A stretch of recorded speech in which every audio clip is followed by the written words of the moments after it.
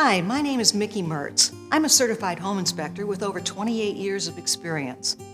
In this video, we'll cover how the National Home Inspector exam is scored and share some helpful study tips. You will also hear personal testimonials from me and others about the value of the NHIE and its impact on the home inspection profession. First, let's review how the NHIE is scored. The exam follows a scaled scoring system, which is used by exams like the ACT and SAT.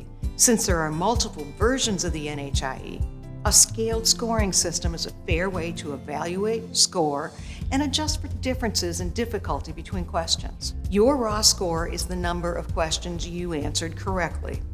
This is converted to a score between 200 and 800. You need a scaled score of at least 500 to pass.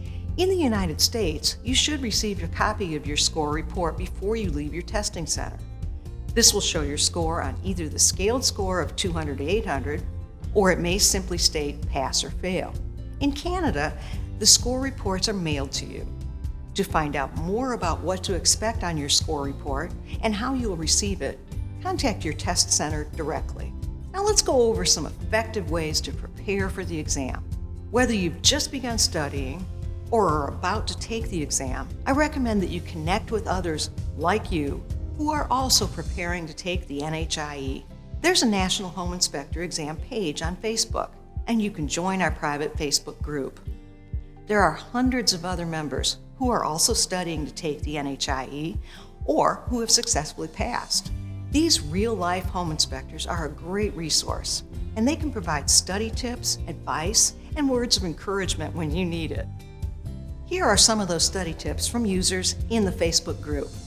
First, identify your learning style.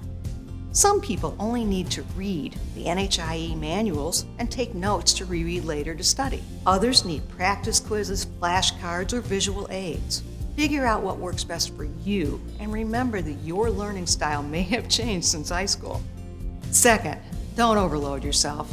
Avoid cramming the night before the exam. Your brain can only hold a certain amount of information at a time. Form a study plan. Give yourself enough time to read and absorb the information. Third, keep in mind that the NHIE is a national exam. There will be topic areas that may not apply to your geographic region. You need to be prepared to answer those exam questions. And fourth, use the full amount of time allotted to you. You are given 4 hours to complete the exam. Answer the questions you know, then circle back and use deductive reasoning to answer the questions you weren't sure of. This means eliminating the answer choices that you know are not correct. To wrap up, let's hear from my fellow home inspectors about the NHIE and what it takes to pass. I'd say the NHIE has improved the standard for home inspectors all across the country. It sets a much better standard that everybody can follow.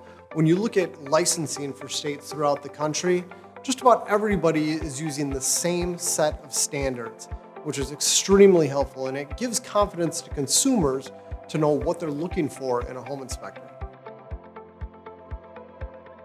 Going out into the field and shadowing other inspectors in how they perform their inspections is extremely helpful, just to see the process of how the inspection is performed.